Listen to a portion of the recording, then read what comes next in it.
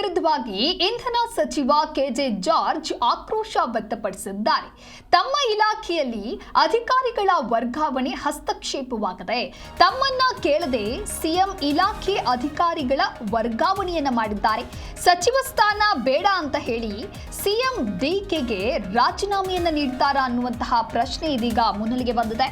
ರಾಜೀನಾಮೆ ಪತ್ರವನ್ನ ಇಂಧನ ಸಚಿವರು ಕೂಡ ರವಾನೆಯನ್ನ ಮಾಡ್ತಾರಾ? ರಾಜೀನಾಮೆ ಪತ್ರ ಅಂಗೀಕರಿಸುವಂತೆ ಸಿಎಂಗೆ ಮನವಿಯನ್ನ ಮಾಡಲಾಗುತ್ತಾ ಅನ್ನುವಂತಹ ಚರ್ಚೆಗಳು ಇದೀಗ ಶುರುವಾಗ್ತಾ ಇದೆ. ಇಷ್ಟು ದಿನ ಕೂಡ ರಾಜ್ಯ ಕಾಂಗ್ರೆಸ್ ಅಂತ ಬಂದಾಗ ನಾಯಕತ್ವ ಬದಲಾವಣೆಯಾಯಿತು. ಅದಾದ ನಂತರದಲ್ಲಿ ಅದೆಲ್ಲದಕ್ಕೂ ಕೂಡ ಕ್ಲೈಮ್ಯಾಕ್ಸ್ ಆಡಿದ ನಂತರ ಸಚಿವ ಸಂಪುಟ ಸಚಿವ ಸ್ಥಾನಕ್ಕಾಗಿಯೂ ಕೂಡ ಲಾಬಿ ನಡೆಯಲಾಗಿತ್ತು. ಇದೆಲ್ಲ ಆದ ನಂತರದಲ್ಲಿ ಈಗ ಮಂತ್ರಿಗಿರೆ ಖಾತೆ ಹಂಚಿಕೆಯ ವಿಚಾರದಲ್ಲಿಯೂ ಕೂಡ ಬಹಳಷ್ಟು ಗೊಂದಲಗಳು ಸೃಷ್ಟಿಯಾಗ್ತಾ ಇದೆ. ಒಂದು ಕಡೆ ರಾಮಲಿಂಗಾರೆಡ್ಡಿ ಅವರು ಈಗಾಗಲೇ ರಾಜೀನಾಮೆಯನ್ನ ಸಲ್ಲಿಸಿದ್ರೆ, ಮುನಿಯಪ್ಪ ಅವರು ರಾಜೀನಾಮೆಯನ್ನ ಸಲ್ಲಿಕೆ ಮಾಡ್ತೀವಿ ಅನ್ನೋದಾಗಿಯೂ ಕೂಡ ಬಹಿರಂಗವಾದಂತ ಹೇಳಿಕೆಯನ್ನ ಕೊಟ್ಟಿದ್ದಾರೆ. ಈ ನಡುವೆ ಸಿಎಂ ವಿರುದ್ಧ ಇದೀಗ ಮತ್ತೆ ಇಂಧನ ಸಚಿವ ಕೆಜೆ ಜಾರ್ಜ್ ಕೂಡ ತಮ್ಮ ಆಕ್ರೋಶವನ್ನ ವ್ಯಕ್ತಪಡಿಸಿದ್ದಾರೆ. ತಮ್ಮ ಅಸಮಾಧಾನವನ್ನ ಮುಂದಿಟ್ಟಿದ್ದಾರೆ. ಅವರನ್ನ ಕೇಳದೆ ಸಿಎಂ ಇಲಾಖೆ ಅಧಿಕಾರಿಗಳ ವರ್ಗಾವಣೆಯನ್ನ ಮಾಡೋದು ಎಷ್ಟರ ಮಟ್ಟಿಗೆ ಸರಿ?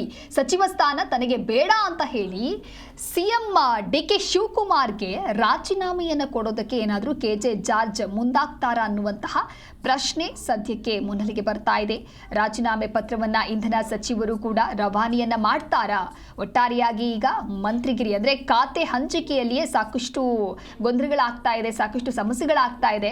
ಒಟ್ಟಾರೆಯಾಗಿ ಹೈಕಮಾಂಡ್ ನಾಯಕರು ಹಾಗೆ ಡಿಕೆ ಶಿವಕುಮಾರ್ ಅವರು ಇದನ್ನ ಯಾವ ರೀತಿಯಾಗಿ ಪರಿಗಣಿಸ್ತಾರೆ, ಯಾವ ರೀತಿಯಾದಂತಹ ಗೊಂದಲವನ್ನ ನಿವಾರಣೆ ಮಾಡಿ ನಾಯಕರಲ್ಲಿ ಮೂಡಿರುವಂತಹ ಸಮಸ್ಯೆ ಗೊಂದಲವನ್ನ ಹೇಗೆ ಬಗೆಹರಿಸ್ತಾರೆ, ಹೇಗೆ ಮನವೊಲಿಸ್ತಾರೆ ಅನ್ನೋದನ್ನ ಕಾದು ನೋಡಬೇಕಿದೆ. ಇನ್ನು ನಾಮಪತ್ರ ಸಲ್ಲಿಕೆಯ ಕಾರ್ಯಕ್ಕಾಗಿಯೂ ಕೂಡ ಅಂದ್ರೆ ರಾಜ್ಯಸಭಾ ಚುನಾವಣೆಗೆ ಕಾಂಗ್ರೆಸ್ ನಾಮಪತ್ರ ಸಲ್ಲಿಕೆ ಮಾಡೋದಕ್ಕೆ ಈಗಾಗಲೇ ರಾಹುಲ್ ಗಾಂಧಿ ಅವರು ಕೂಡ ಎಂಟ್ರಿ ಕೊಟ್ಟಿರೋದ್ರಿಂದ ಈ ನಾಯಕರಲ್ಲಿ ಮೂಡಿರುವಂತಹ ಅಸಮಾಧಾನದ ವಿಚಾರವನ್ನ ಏನಾದರೂ ರಾಹುಲ್ ಗಾಂಧಿ ಅವರ ಬಳಿ ಪ್ರಸ್ತಾಪವನ್ನ ಮಾಡ್ತಾರಾ ಅನ್ನೋದನ್ನ ಕೂಡ ಕಾದು ನೋಡಬೇಕಾಗತ್ತೆ.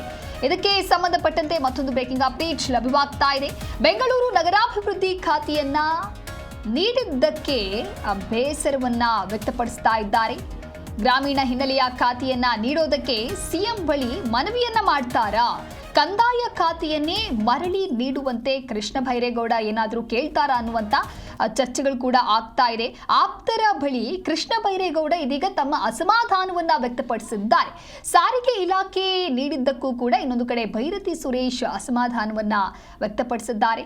ಬೆಂಗಳೂರು ನಗರಾಭಿವೃದ್ಧಿ ಖಾತೆಯನ್ನ ಕೃಷ್ಣ ಬೈರೇಗೌಡ ಅವರಿಗೆ ನೀಡಲಾಗಿತ್ತು, ಆದರೆ ಅದನ್ನ ಅವರು ನಿರಾಕರಿಸ್ತಾ ಇದ್ದಾರೆ. ಗ್ರಾಮೀಣ ಹಿನ್ನೆಲೆಯ ಖಾತೆಯ ನೀಡೋದಕ್ಕೆ ಸಿಎಂ ಬಳಿ ಮನವಿಯನ್ನ ಮಾಡ್ಕೊಳ್ತಾ ಇದ್ದಾರೆ. ಕಂದಾಯ ಖಾತೆಯ ಮೊದಲಿದ್ದಂತ ಖಾತೆ ಏನಿತ್ತು ಅದೇ ಖಾತೆಯನ್ನ ತನಗೆ ನೀಡಿ, ಮರಳಿ ಅದೇ ಖಾತೆಯನ್ನ ನೀಡಿ ಅನ್ನೋದಾಗಿ ಇಲ್ಲಿ ಕೃಷ್ಣ ಬೈರೇಗೌಡ ಕೂಡ ಕೋರಿಕೆಯನ್ನ ಮಾಡ್ಕೊಳ್ತಾ ಇದ್ದಾರೆ. ಆಪ್ತರ ಬಳಿ ಅಸಮಾಧಾನವನ್ನ ಕೃಷ್ಣ ಬೈರೇಗೌಡ ಅವರು ವ್ಯಕ್ತಪಡಿಸಿದ್ದಾರೆ. ಒಟ್ಟಾರೆ ಈಗ ಡಿಕೆ ಶಿವಕುಮಾರ್ ಅವರ ಬಳಿ ಏನಾದರೂ ಮಾತನಾಡ್ತಾರಾ ಎನ್ನುವುದಾಗಿ ಕಾದು ನೋಡಬೇಕಾಗತ್ತೆ. ಮಂತ್ರಿಗಿರಿ ಖಾತೆ ಹಂಚಿಕೆ ಅಂತ ಬಂದಾಗ ಒಂದಲ್ಲ ಒಂದು ಸಮಸ್ಯೆಗಳು ಉಲ್ಬಣವಾಗ್ತಾ ಇದೆ. ಸದ್ಯಕ್ಕೆ ಈಗ ಆ ಪಟ್ಟಿಗೆ ಒಂದು ಕಡೆ ಕೆಜೆ ಜಾರ್ಜ್ ಅವರು ಕೂಡ ಸೇರಿದ್ರೆ, ಇನ್ನೊಂದು ಕಡೆ ತಮಗೆ ನೀಡಿರುವಂತಹ ಖಾತೆ ಬೇಡ, ಮರಳಿ ಮತ್ತೆ ಅದೇ ಖಾತೆಯನ್ನು ನೀಡಿ ಅಂತ ಕೂಡ ಕೃಷ್ಣ ಬೈರೇಗೌಡ ಅವರು ತಮ್ಮ ನಿರ್ಧಾರವನ್ನು ಅವರ ಆಪ್ತರ ಬಳಿ ಹೇಳ್ಕೊಳ್ತಾ ಇದ್ದಾರೆ. ಇನ್ನೊಂದು ಕಡೆ ಜಿಬಿಎ ಚುನಾವಣೆಯೂ ಕೂಡ ಮುಂದೆ ಬರ್ತಾ ಇರುವಂತಹ ಹಿನ್ನೆಲೆಯಲ್ಲಿ ಈಗ ಯಾವ ರೀತಿಯಾದಂಥ ಡೆಸಿಷನ್ ಅನ್ನ ಹೈಕಮಾಂಡ್ ತೆಗೆದುಕೊಳ್ಳುತ್ತೆ ಕಾದು ನೋಡಬೇಕಾಗತ್ತೆ. ಬೆಂಗಳೂರು ನಗರಾಭಿವೃದ್ಧಿ ಖಾತೆಯನ್ನ ನೀಡಿದ್ದಕ್ಕೆ ಕೃಷ್ಣ ಬೈರೇಗೌಡ ಇದೀಗ ತಮ್ಮ ಆಕ್ರೋಶವನ್ನ ವ್ಯಕ್ತಪಡಿಸಿದ್ದಾರೆ. ಒಂದು ಕಡೆ ಆ ಖಾತೆ ತನಗೆ ನೀಡಿಲ್ಲ ಅಂತ ಹೇಳಿ ರಾಮಲಿಂಗಾರೆಡ್ಡಿ ಅವರು ಕೂಡ ತಮ್ಮ ರಾಜೀನಾಮೆಯನ್ನ ನೀಡಿದ್ರು. ಆ ಬೆನ್ನಲ್ಲೇ ಇದೀಗ ಕೃಷ್ಣ ಬೈರೇಗೌಡ ಕೂಡ ಕೊಂಚ ಅಸಮಾಧಾನವನ್ನ ವ್ಯಕ್ತಪಡಿಸಿದ್ದಾರೆ. ಸಾರಿಗೆ ಇಲಾಖೆ ನೀಡಿದ್ದಕ್ಕೂ ಕೂಡ ಭೈರತಿ ಸುರೇಶ್ ಅವರು ಇನ್ನೊಂದು ಕಡೆ ಅಸಮಾಧಾನವನ್ನ ವ್ಯಕ್ತಪಡಿಸ್ತಾ ಇದ್ದಾರೆ. ಒಟ್ಟಾರೆಯಾಗಿ ಒಬ್ಬರಲ್ಲ ಒಬ್ಬರು ಸಚಿವರು ಈ ರೀತಿಯಾಗಿ ಮಂತ್ರಿ ಖಾತೆ ಅಂತ ಬಂದಾಗ ಈಗ ಅಸಮಾಧಾನ ಭುಗಿಲೇಳ್ತಾ ಇದೆ. ಹಾಗಾಗಿ ಹೈಕಮಾಂಡ್ ನಾಯಕರು ಇದಕ್ಕೆ ಭುಗಿಲೆದ್ದಿರುವಂತಹ ಗೊಂದಲವನ್ನ ಯಾವ ರೀತಿಯಾಗಿ ಶಮನ ಮಾಡ್ತಾರೆ, ಹೇಗೆ ನಿರ್ಧಾರವನ್ನು ತೆಗೆದುಕೊಳ್ತಾರೆ ಅನ್ನೋದನ್ನ ಕಾದು ನೋಡಬೇಕಾಗುತ್ತೆ. ಈ ಕುರಿತು ಮತ್ತಷ್ಟು ಮಾಹಿತಿಯನ್ನು ನೀಡ್ತಾರೆ ನಮ್ಮ ಪ್ರತಿನಿಧಿ ಜನಾರ್ದನ್ ಹೆಬ್ಬಾರ್ ದೂರವಾಣಿ ಸಂಪರ್ಕದಲ್ಲಿ. ಹೆಬ್ಬಾರ್, ಇದೀಗ ಸಾಕಷ್ಟು ಗೊಂದಲಗಳು ಸೃಷ್ಟಿ ಆಗ್ತಾ ಇದೆ. ಅದರಲ್ಲೂ ಕೂಡ ಕೆಜೆ ಜಾರ್ಜ್ ಮತ್ತೆ ಕೃಷ್ಣ ಬೈರೇಗೌಡ ಅವರು ಕೂಡ ತಮ್ಮ ಅಸಮಾಧಾನವನ್ನ ವ್ಯಕ್ತಪಡಿಸ್ತಾ ಇದ್ದಾರೆ. ಈಗ ರಾಹುಲ್ ಗಾಂಧಿ ಅವರು ಕೂಡ ಬಂದಿರೋದ್ರಿಂದ ಏನಾದರೂ ಪ್ರಸ್ತಾಪ ಮಾಡುವಂತ ಚಾನ್ಸಸ್ ಇದೆಯಾ, ಹೇಗೆ? ಈಗ ಖಂಡಿತವಾಗಿಯೂ ಮುಖ್ಯಮಂತ್ರಿಗಳಿಗೆ ಡಿ ಕೆ ಶಿವಕುಮಾರ್ ಅವರಿಗೆ ದೊಡ್ಡ ತಲೆನೋವಾಗಿ ಪರಿಣಮಿಸ್ತಾ ಇದೆ. ಯಾಕಂದ್ರೆ ಬೆಂಗಳೂರಿನ ಸಚಿವರೆಲ್ಲರೂ ಕೂಡ ಅಸಮಾಧಾನವನ್ನು ವ್ಯಕ್ತಪಡಿಸ್ತಾ ಇದ್ದಾರೆ. ತಮಗೆ ಕೊಟ್ಟಿರುವ ಇದು ನಮಗೆ ಸೂಕ್ತ ಅಲ್ಲ, ನಾವು ಇದನ್ನು ನಿಭಾಯಿಸಲಿಕ್ಕೆ ಆಗಲ್ಲ, ನಮ್ಗೆ ಇದರಲ್ಲಿ ಆಸಕ್ತಿ ಇಲ್ಲ ಅನ್ನೋ ರೀತಿಯಲ್ಲಿ ಮಾತಾಡ್ತಾ ಇದ್ದಾರೆ. ಎಲ್ಲರೂ ಕೂಡ ರಾಮಲಿಂಗಾರೆಡ್ಡಿ ಅವರು ಇದಕ್ಕೆ ಪೀಠಿಕೆ ಅಂದ್ರೆ ಅವರೇ ಶುರು ಮಾಡಿದ್ದು ಅಸಮಾಧಾನವನ್ನು ಬಹಿರಂಗವಾಗಿ ಮಾಡಿದ್ರು.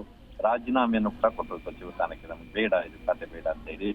ಆ ನಂತರದಲ್ಲಿ ಅದನ್ನ ಸರಿ ಮಾಡುವಂತ ಪ್ರಯತ್ನ ನಡೀತಾ ಇರುವಂತ ಸಂದರ್ಭದಲ್ಲಿ ಈಗ ಕೆ.ಜೆ. ಜಾರ್ಜ್ ಅವರು ಕೂಡ ರಾಜೀನಾಮೆಯನ್ನ ರವಾನೆ ಮಾಡಿದ್ದಾರೆ ಮುಖ್ಯಮಂತ್ರಿಗಳ ಕಚೇರಿಗೆ ಅನ್ನೋ ಮಾಹಿತಿ ಲಭ್ಯ ಆಗಿದೆ. ಅಲ್ಲಿ ತಮ್ಮ ಇಲಾಖೆಯಲ್ಲಿ ಕೆಲವರನ್ನ ಮುಖ್ಯಮಂತ್ರಿಗಳೇ ವರ್ಗಾವಣೆ ಮಾಡ್ಕೊಂಡಿದ್ದಾರೆ. ಅವರು ಬೇಕಾದಂಗೆ ವರ್ಗಾವಣೆ ಮಾಡ್ಕೊಳ್ಳೋದೆಲ್ಲ ಮಾಡೋದಾದ್ರೆ ನನಗೆ ಯಾಕೆ ಖಾತೆಯನ್ನ ಕೊಟ್ಟಿದ್ದು, ನನಗೆ ಈ ಖಾತೆಯಲ್ಲಿ ಆಸಕ್ತಿ ಇಲ್ಲ ಅಂತ ಕೆ.ಜೆ. ಜಾರ್ಜ್ ಅವರು ರಾಜೀನಾಮೆಯನ್ನು ಸಲ್ಲಿಸಿದ್ದಾರೆ. ಅದ್ರ ಬೆನ್ನಿಗೆ ಕೃಷ್ಣ ಬೈರೇಗೌಡ ಎಲ್ಲ ಹಿರಿಯ ಸಚಿವರೇ ಇದ್ದಾರೆ. ರಾಮಲಿಂಗಾರೆಡ್ಡಿ ಅವರು ಹಿರಿಯ ಸಚಿವರು, ಕೆ.ಜೆ. ಜಾರ್ಜ್ ಹಿರಿಯ ಸಚಿವ, ಕೃಷ್ಣ ಬೈರೇಗೌಡ ಸಹಿತ ಪಕ್ಷದಲ್ಲಿ ಹಿರಿಯರಿದ್ದಾರೆ. ಅವರು ಕೂಡ ಅಸಮಾಧಾನವನ್ನು ವ್ಯಕ್ತಪಡಿಸಿದ್ದಾರೆ. ನನಗೆ ಕಂದಾಯ ಖಾತೆನೇ ಬೇಕು ಅಂತೇಳಿ. ಅಂದ್ರೆ ಹಿಂದೆ ಸಿದ್ದರಾಮಯ್ಯನವರ ಸರ್ಕಾರದಲ್ಲಿ ಯಾವೆಲ್ಲ ಖಾತೆಯನ್ನ ನಿಭಾಯಿಸ್ತಾ ಇದ್ರೋ ಅದೇ ಖಾತೆ ಮೇಲೇನೆ ಎಲ್ಲರೂ ಕೂಡ ಕಣ್ಣಿಟ್ಕೊಂಡು ಕುತ್ಕೊಂಡಿದ್ದಾರೆ. ಅವರು ಕೂಡ ತೀವ್ರವಾಗಿ ಅಸಮಾಧಾನ ವ್ಯಕ್ತಪಡಿಸ್ತಾ ಇದ್ದಾರೆ. ರಾಜೀನಾಮೆ ಕೊಡುವಂತದ ಬಗ್ಗೆನೂ ಕೂಡ ಆಪ್ತರಲ್ಲಿ ಚರ್ಚೆ ಮಾಡಿದ್ದಾರೆ ಅನ್ನೋ ಮಾಹಿತಿ ಲಭ್ಯ ಆಗಿದೆ. ಆದ್ರೆ ಕೃಷ್ಣ ಬೈರೇಗೌಡ ರಾಹುಲ್ ಗಾಂಧಿಗೆ ಆಪ್ತರಾಗಿರೋ ಕಾರಣಕ್ಕಾಗಿ ರಾಜೀನಾಮೆ ಕೊಟ್ಟು ಅಂತ ಒಂದು ಸ್ವಲ್ಪ ನ್ಯೂಸೆನ್ಸ್ ಕ್ರಿಯೇಟ್ ಮಾಡಬಾರ್ದು ಅನ್ನೋ ಕಾರಣಕ್ಕಾಗಿ ಇದುವರೆಗೆ ಸುಮ್ಮನಿದ್ದಾರೆ ಅನ್ನೋ ಮಾಹಿತಿ ಇದೆ. ಆದ್ರೂ ಅವರು ಇಲಾಖೆಯಲ್ಲಿ ತಮ್ಮ ಖಾತೆಯನ್ನ ಬದಲಾವಣೆ ಮಾಡ್ಕೊಂಡು ಪ್ರಯತ್ನದಲ್ಲಿದ್ದಾರೆ ಅಂತ ಮಾಹಿತಿ ಇದೆ. ಒಂದ್ ಕಡೆಯಲ್ಲಿ ಆಪ್ತರಲ್ಲಿ ಕೂಡ ಅವರನ್ನ ಹೇಳ್ಕೊಂಡಿದ್ದಾರೆ. ಇದರ ಜೊತೆಯಲ್ಲಿ ಜಾರ್ಜ್ ಆಯ್ತು, ಕೃಷ್ಣ ಬೈರೇಗೌಡ ಆಯ್ತು, ರಾಮಲಿಂಗಾರೆಡ್ಡಿ ಆಯ್ತು, ಈಗ ಬೈರತಿ ಸುರೇಶ್ ಅವರು ಸಹಿತ ಅವರಿಗೆ ಸಚಿವ ಸ್ಥಾನ ಸಿಗೋದೇ ಡೌಟ್ ಅನ್ನೋಂತ ವಿಚಾರಕ್ಕೆ ಮೊದಲು ಚರ್ಚೆ ನಡೀತಾ ಇತ್ತು. ಯಾಕಂದ್ರೆ ಸಿದ್ದರಾಮಯ್ಯನವರಿಗೆ ಅತ್ಯಂತ ಆಪ್ತರು, ಆ ಕಾರಣಕ್ಕಾಗಿ ಬಹುಶಃ ಅವರಿಗೆ ಸ್ಥಾನ ಸಿಗ್ಲಿಕ್ಕಿಲ್ವೇನೋ ಅನ್ನೋಂತ ಚರ್ಚೆ ನಡೀತಾ ಇತ್ತು. ಆದ್ರೆ ಅವರಿಗೆ ಸಚಿವ ಸ್ಥಾನ ಏನು ಸಿಕ್ತು, ಆದ್ರೆ ಕೊಟ್ಟಿರುವಂತಹ ಖಾತೆ ಸಾರಿಗೆ ಇಲಾಖೆ ನನಗೆ ಬೇಡವೇ ಬೇಡ ಅಂತೇಳಿ ಚರ್ಚೆ ಮಾತಾಡ್ತಾ ಇದ್ದಾರೆ ಅಂತ ಮಾಹಿತಿ. ಇದೇ ರೀತಿ ಆಗ್ತಾ ಹೋದ್ರೆ ನೀವು ಹೊಸದಾಗಿ ಮತ್ತೆ ಖಾತೆ ಹಂಚಿಕೆಯನ್ನ ಮಾಡ್ಬೇಕಂತ ಪರಿಸ್ಥಿತಿ ಇದೆ. ಎಲ್ರಿಗೂ ಬದಲಾವಣೆ ಮಾಡ್ಬೇಕಂತ ಪರಿಸ್ಥಿತಿ ಬರುವಂತೆ ಕಾಣಿಸ್ತಾ ಇದೆ ಸದ್ಯದ ಸ್ಥಿತಿಗತಿಯನ್ನ ನೋಡಿದಾಗ. ಮುಖ್ಯಮಂತ್ರಿಗಳು ಇನ್ನೇನು ಆಡಳಿತವನ್ನ ಆರಂಭಿಸಬೇಕು ಅಂತ ಹೇಳಿ ನಿನ್ನೆ ಅಷ್ಟೇ ಮೀಟಿಂಗ್ ಅನ್ನ ಮಾಡಿದ್ದಾರೆ. ಅಧಿಕಾರಿಗಳ ಜೊತೆ ಎಲ್ಲ ಮೀಟಿಂಗ್ ಮಾಡಿದ್ದಾರೆ. ತಮ್ಮ ವಿಷನ್ ಏನು, ತಮ್ಮ ಗೋಲ್ ಏನು ಅನ್ನೋದನ್ನ ಅಧಿಕಾರಿಗಳ ಮುಂದೆ ಇಟ್ಟಿದ್ದಾರೆ. ಹಿರಿಯ ಅಧಿಕಾರಿಗಳನ್ನ ಕೂರಿಸಿ ಮಾತಾಡಿದ್ದಾರೆ. ಇಂತಹ ಸಂದರ್ಭದಲ್ಲಿ ಆಡಳಿತಕ್ಕೆ ವೇಗ ಕೊಡಬೇಕು, ಆರಂಭದಿಂದಲೇ ತಕ್ಷಣಕ್ಕೆ ಸ್ಪೀಡಾಗಿ ನಡೆಸಬೇಕು ಅನ್ನೋಂತ ಆಸಕ್ತಿ ಇರುವಂತ ಸಂದರ್ಭದಲ್ಲಿ ಸರ್ಕಾರದಲ್ಲಿ ಗೊಂದಲ ಶುರು ಆಗುತ್ತಿದೆ. ಇಲಾಖೆ ಖಾತೆ ಹಂಚಿಕೆ ವಿಚಾರದಲ್ಲಿ ಸಮಸ್ಯೆ ಆಗಿ ಈಗ ಒಬ್ಬರ ಸಚಿವರು ಅಸಮಾಧಾನವನ್ನು ತೋರ್ತಾ ಹೋದ್ರೆ ಇದು ಮುಖ್ಯಮಂತ್ರಿಗಳಿಗೆ ಗಮನ ಕೊಡ್ಲಿಕ್ಕೆ ಕಷ್ಟ ಆಗುತ್ತೆ. ಇವತ್ತು ಕಾಂಗ್ರೆಸ್ನ ಹೈಕಮಾಂಡ್ ಬೆಂಗಳೂರಿನಲ್ಲಿ ಇರುವ ಕಾರಣಕ್ಕಾಗಿ ಈ ಎಲ್ಲ ಸಮಸ್ಯೆಗೆ ಪರಿಹಾರ ಕಂಡುಕೊಳ್ಳಬಹುದಾದಂತಹ ಸಾಧ್ಯತೆ ಇದೆ. ಇವತ್ತು ನಾಮಪತ್ರ ಸಲ್ಲಿಕೆ ಆಗ್ತಾ ಇದೆ ರಾಜ್ಯಸಭಾ ಚುನಾವಣೆಗೆ. ಆ ಸಂದರ್ಭದಲ್ಲಿ ಮಲ್ಲಿಕಾರ್ಜುನ್ ಖರ್ಗೆ ಅವರು, ರಾಹುಲ್ ಗಾಂಧಿ ಅವರೆಲ್ಲ ಇರುವಂತಹ ಸಂದರ್ಭದಲ್ಲಿ ಈ ಎಲ್ಲ ಪ್ರಕ್ರಿಯೆ ಮುಗಿದ ಮೇಲೆ, ನಾಮಪತ್ರ ಸಲ್ಲಿಕೆ ಪ್ರಕ್ರಿಯೆ ಮುಗಿದ ಮೇಲೆ ಮಧ್ಯಾಹ್ನದ ಮೇಲೆ ಸಂಜೆ 4-5 ಗಂಟೆ ಮೇಲೆ ಇವರೆಲ್ಲ ಒಟ್ಟಿಗೆ ಸೇರಿ ಸಭೆ ಕರೆದು ಈ ಸಮಸ್ಯೆಯನ್ನ ತಿಳಿವರಿಸುವಂತ ಒಂದು ಪ್ರಯತ್ನವನ್ನ ಮಾಡುವಂತ ಲಕ್ಷಣ ಕಾಣಿಸ್ತಾ ಇದೆ. ಒಂದ್ ವೇಳೆ ಅದು ಆಗಿಲ್ಲ ಅಂತ ಆದ್ರೆ ಖಾತೆಯನ್ನೇ ಬದಲಾವಣೆ ಮಾಡ್ಬೇಕಾಗತ್ತೆ. ಮುಖ್ಯಮಂತ್ರಿಗಳು ಇಲ್ಲಿ ಅನಿವಾರ್ಯವಾಗಿ ಸೋಲ್ಬೇಕಾಗತ್ತೆ. ಸರ್ಕಾರವನ್ನ ಮುನ್ನಡೆಸ್ಕೊಂಡು ಹೋಗ್ಬೇಕಂತ ಕಾರಣಕ್ಕಾಗಿ ಇಲ್ಲದೆ ಹೋದ ಪಕ್ಷದಲ್ಲಿ ಎಲ್ಲರೂ ಕೂಡ ರಾಜೀನಾಮೆ ಕೊಟ್ಟರೆ ಇದು ವಿರೋಧ ಪಕ್ಷಕ್ಕೆ ಅಂದ್ರೆ ಬಿಜೆಪಿ ಮತ್ತು ಜೆಡಿಎಸ್ಗೆ ದೊಡ್ಡ ಅಸ್ತ್ರವಾಗಿ ಪರಿಣಮಿಸುತ್ತೆ. ಡಿ.ಕೆ. ಶಿವಕುಮಾರ್ ಅವರು ಆಡಳಿತವನ್ನ ಮುನ್ನಡೆಸುವಂತ ಸಂದರ್ಭದಲ್ಲಿ, ಆರಂಭಿಸುವಂತ ಸಂದರ್ಭದಲ್ಲಿ ಇಂತಹ ದೊಡ್ಡ ಸವಾಲನ್ನ ಎಷ್ಟರ ಮಟ್ಟಿಗೆ ಎದುರಿಸಿ ಅದನ್ನ ಸರಿದೂಗಿಸ್ಕೊಂಡು ಹೋಗ್ತಾರೆ ಅನ್ನೋದು ಇರುವಂತ ಕುತೂಹಲ. ಕಾಂಗ್ರೆಸ್ ಹೈಕಮಾಂಡ್ ಈಗ ಏನ್ ಮಾಡುತ್ತೆ ಅಂತ ಎಲ್ಲರಲ್ಲೂ ಕೂಡ ಇರುವಂತಹ ನಿರೀಕ್ಷೆ ದಿವ್ಯಾ. ಓಕೆ, ಹೆಬ್ಬಾರಿಗ ಸರ್ಕಾರದೊಳಗಿನ ಈ ಅಸಮಾಧಾನ ಮುಂದಿನ ದಿನಗಳಲ್ಲಿ ರಾಜಕೀಯ ಬಿಕ್ಕಟ್ಟಾಗಿ ಬೆಳೆಯುವಂತಹ ಚಾನ್ಸಸ್ ಯಾವ ರೀತಿಯಾಗಿ ಕಾಣಿಸ್ತಾ ಇದೆ? ಚುನಾವಣೆ ಬರುತ್ತೆ. ಚುನಾವಣೆ ಬಂದ ಸಂದರ್ಭದಲ್ಲಿ ಬೆಂಗಳೂರಿನ ಎಲ್ಲ ಸಚಿವರೇ ಅಸಮಾಧಾನವನ್ನು ವ್ಯಕ್ತಪಡಿಸಿಕೊಂಡಿದ್ದಾಗ ಇದನ್ನ ಸರಿಯಾಗಿ ನಿಭಾಯಿಸಿಕೊಂಡು ಹೋಗಿಲ್ಲ ಅಂತಂದ್ರೆ ಚುನಾವಣೆ ಮೇಲೂ ಪರಿಣಾಮ ಬೀಳುತ್ತೆ, ಆಡಳಿತದ ಮೇಲೂ ಪರಿಣಾಮ ಬೀಳುತ್ತೆ.